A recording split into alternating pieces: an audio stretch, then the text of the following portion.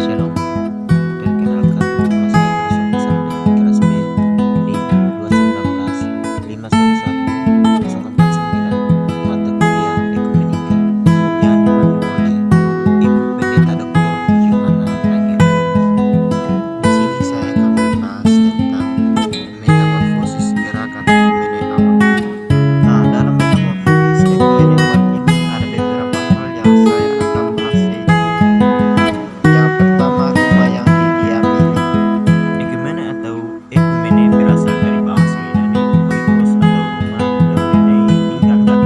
Jadi ekumene berarti rumah yang ditinggali atau dunia yang didiami, sehingga menurut latar belakang ekumene terkait dengan gereja baru mulai muncul pada awal-awal kelahiran agama Kristen, yaitu pada abad kedua dan abad ketiga.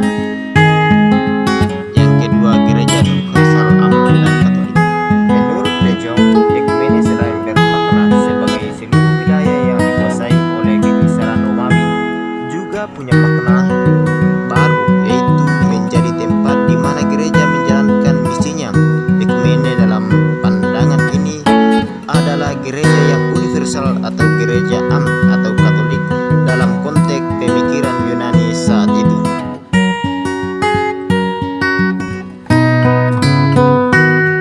Yang ketiga, gereja dan negara.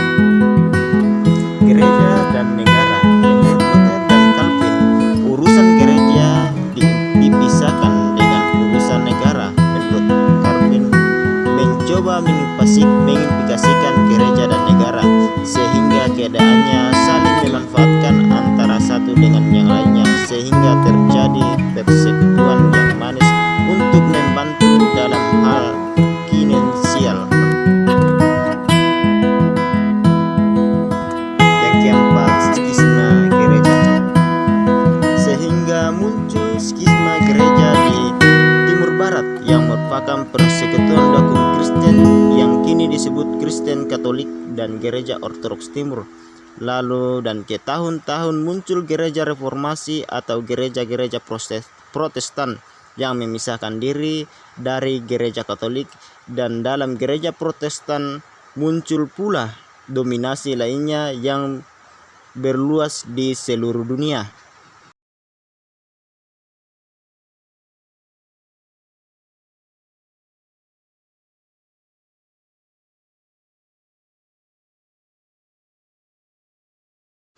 Pemahaman baru ekumene dengan melihat realitas di mana sudah berulang kali gereja memecahkan diri, sehingga banyak tokoh gereja yang berjuang membangun kembali kesatuan gereja.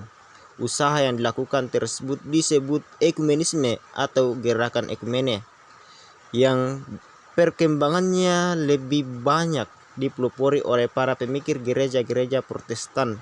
Salah satu contoh, pada tahun 1910 di Edinburgh dilaksanakan konferensi misi untuk membahas tentang kesatuan gereja.